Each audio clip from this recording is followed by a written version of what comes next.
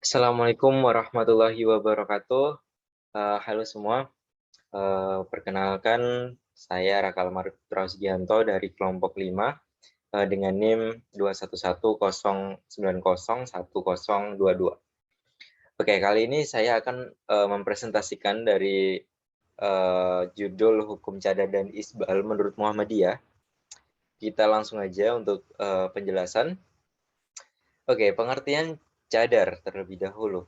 Cadar adalah penutup kepala atau wajah dari perempuan.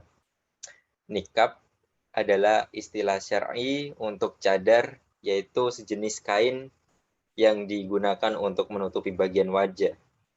Mungkin dari kalian atau semua orang mungkin udah pernah melihat perempuan-perempuan yang bercadar.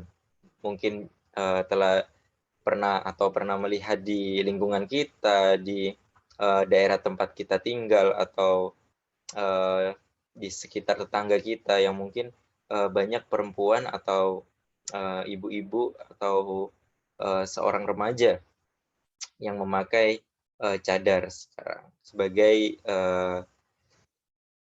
sebagai fashion kayak gitu. Oke, next. Sedangkan isbal. Isbal ini merupakan tindakan memanjangkan atau menjulurkan, menyeret pakaian termasuk jubah, gamis, sarung, celana, dan yang semisal dengan melebihi dari batas di bawah kedua mata kaki. Contohnya seperti ada di gambar ini, teman-teman. Jadi, kalau isbal, dia itu menutupi daerah mata kaki. Atau terkadang banyak orang yang sampai benar-benar menyeret hingga ke tanah celananya gitu aja. Bagaikan aja celana. Tapi, kalau tidak isbal, itu di atas mata kaki. Itu yang menurut Islam benar. Oke, kita lanjut ke sejarah dari cadar, teman-teman. Mungkin banyak yang nggak tahu ya, sejarah dari cadar ini apa gitu kan. Jadi, sejarah cadar ini pada masa jahiliyah dan awal masa Islam, wanita-wanita di Jazirah Arabia memakai pakaian yang pada dasarnya mengundang kekaguman pria. Di samping untuk menarik udara panas yang merupakan iklim umum padang pasir di sana, memang mereka juga memakai kerudung. Hanya saja kerudung tersebut sekedar diletakkan di kepala, teman-teman. Dan biasanya terulur ke belakang. Sehingga dada dan kalung yang menghiasi leher mereka tampak tampak dengan jelas gitu. Bahkan boleh jadi sedikit dari daerah bawah dada dapat terlihat karena longgar atau terbukanya baju mereka.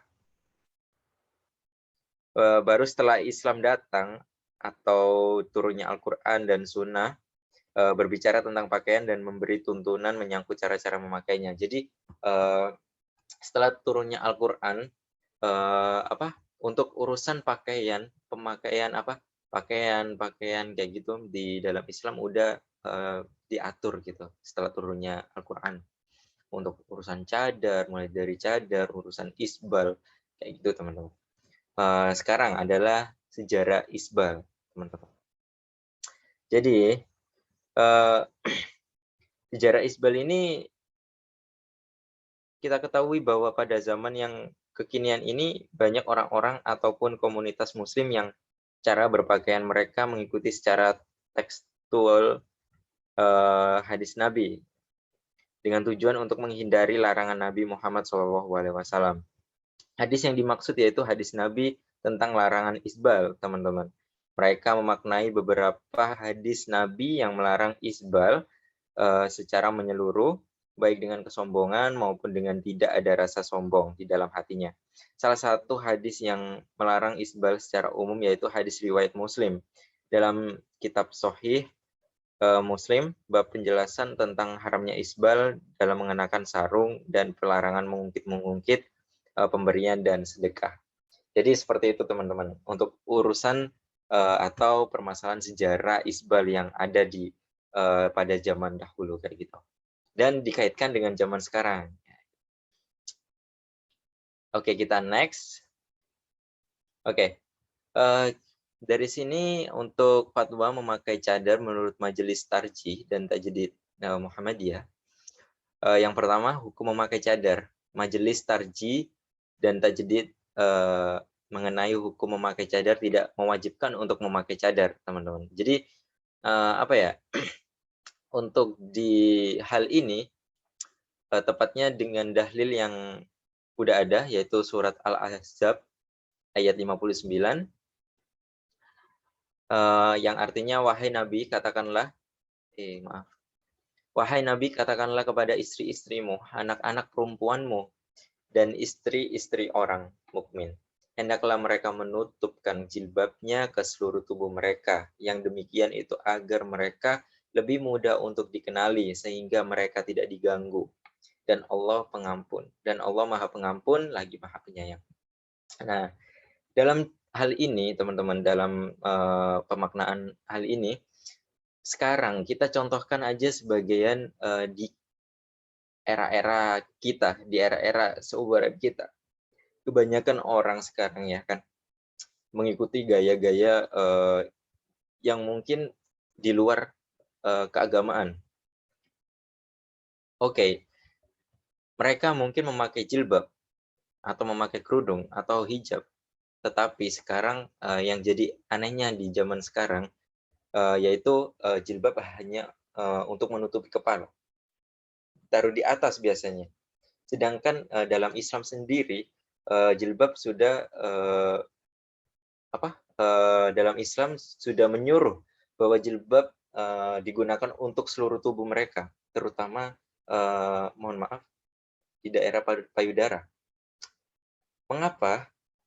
Karena begini teman-teman, nafsu manusia tidak ada yang tahu jelek buruknya, dan tidak ada yang pernah tahu pemikiran manusia yang lain kayak gimana. Apakah mereka buruk atau tidak, terutama laki-laki yang melihatnya. Jadi sebab mengapa sekarang kebanyakan kebanyakan pelecehan seksual ya, karena dilihat dari stylenya sendiri sekarang sudah tidak tidak bisa ditoleran karena kesalahan diri sendiri.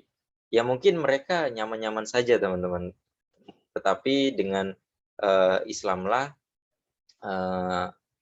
perempuan dijaga, perempuan diamankan gitu.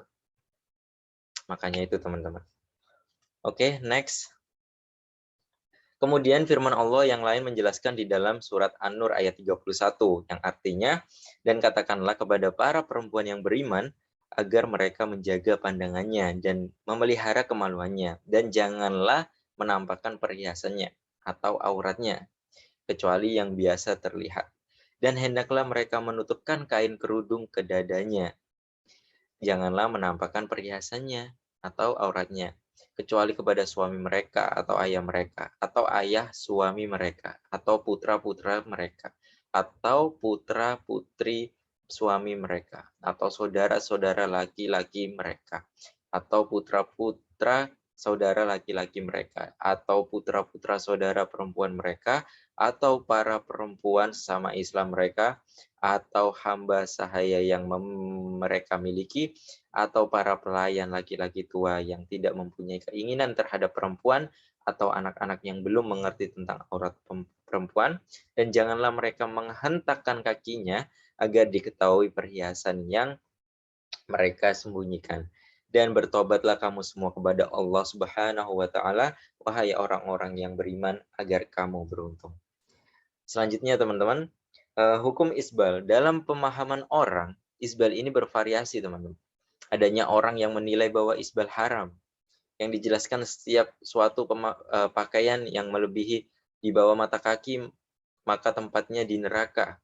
Sebagian juga menilai tidak masalah dalam lingkup sunnah, dan dikaitkan dengan tidak berniat sombong, seperti kondisi Abu Bakar melalui hadis yang dijamin oleh Rasulullah SAW bahwa dia tidak sombong. Namun ada pun yang menilai lebih netral dengan pemahaman bila ujung pakaian hingga pertengahan kedua betis, maka hukumnya sunnah. Bila ujung pakaian turun hingga batas kedua mata kaki, maka hukumnya mubah atau boleh. Namun jika sampai melebihi mata kaki dengan adanya unsur takabur, maka hukumnya haram. Nah, saya hanya berpendapat bahwa di sini untuk orang-orang yang menilai bahwa eh, isbal dibolehkan atau isbal apa ya dibolehkan ya gitu aja. Karena menurut mereka, kebanyakan menurut mereka karena mereka pikir budaya seperti contohnya di budaya Indonesia ini kan. Budaya di Indonesia ini rata-rata gaya berpakaiannya atau cara berpakaian dalam bercelana dia rata-rata semua orang banyaknya orang di Indonesia yaitu melebihi batas mata kaki kayak gitu. Jadi asal tidak membawa kesombongan atau itu dianggap benar oleh masyarakat kayak gitu, teman-teman. Yang ada di lingkungan sekitar ya, teman-teman, untuk pendapat tentang hukum isbal. Tapi dalam Islam ya ini tadi penjelasannya kayak gitu. Oke, next. Sekian dan terima kasih. Assalamualaikum warahmatullahi wabarakatuh.